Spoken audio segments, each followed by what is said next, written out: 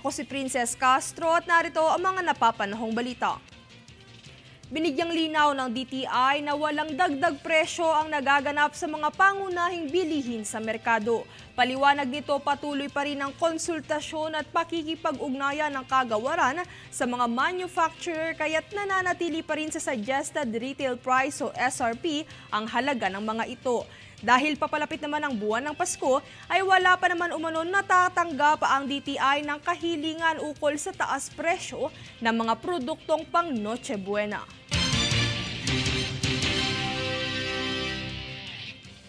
Sa ibang balita naman ay nagbigay ng marching orders si PNP Chief Romel Marbil sa bagong pinuno ng CIDG na si Police Brigadier General Nicolas Torre III ukol sa paglilinis sa hanay ng CIDG.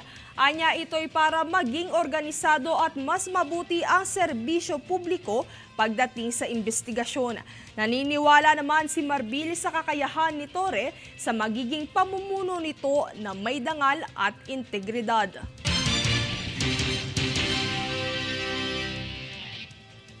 Opisyal namang binuksan ng Metro Manila Film Festival o MMFF ang pagsisimula ng sigla sa 50 kung saan tampok ang 50 Filipino iconic films sa halagang 50 pesos sa piling sinehan sa bansa alinsunod sa ikalimang dekadang anibersaryo ng festival.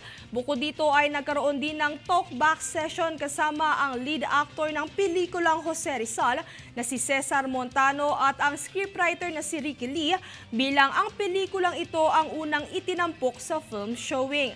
Simula nitong Biyernes ay maaari nang mapanood ang iba't ibang genre gaya ng drama, komedya, aksyon, horror, romance, adventure, historical, musical at fantasy hanggang sa ika-15 ng Oktubre.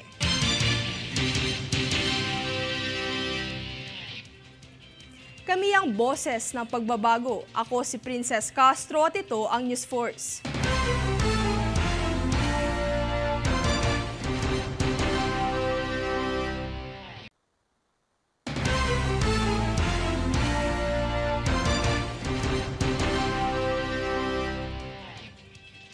Ako si Princess Castro at narito ang mga napapanahong balita. Nagpaalala ang Department of Migrant Workers o DMW sa mga Pilipinong caregivers sa South Korea na sundin ang mga batas ng imigrasyon ng bansa. Ito'y matapos lumabas sa mga ulat na may 2 babaeng Pinoy caregiver ang hindi na bumalik sa kanilang trabaho matapos ang holiday break sa South Korea. Dahil dito sila ay ituturing na iligal na imigrante at pagbabawalan na sa anumang trabaho sa Korea. Sa ngayon, nakikipag-ugnayan na ang DMW sa mga otoridad sa imigrasyon ng Korea at hinihimok ang 2 nawawalang caregivers at ang kanilang mga pamilya na sumangguni sa Philippine Migrant Workers Office ng Seoul.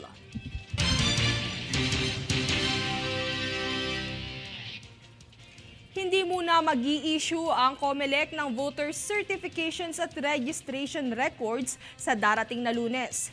Ito'y upang bigyang daan at matutukan ang huling araw ng pagpaparehistro ng mga bagong botante sa bansa.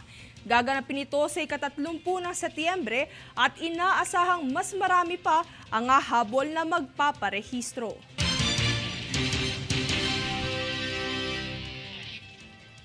Bumisita kamakailan ng 2 karateka bronze medalist na sina Sakura Alforte at Jeremy Lawrence Nopre kasama si Karate Pilipinas Sports Federation Incorporated President Richard Lim sa Rizal Memorial Sports Complex sa Maynila.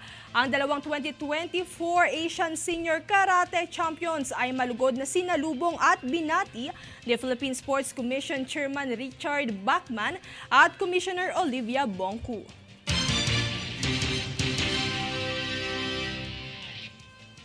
Kami ang boses ng pagbabago. Ako si Princess Castro at ito ang News Force.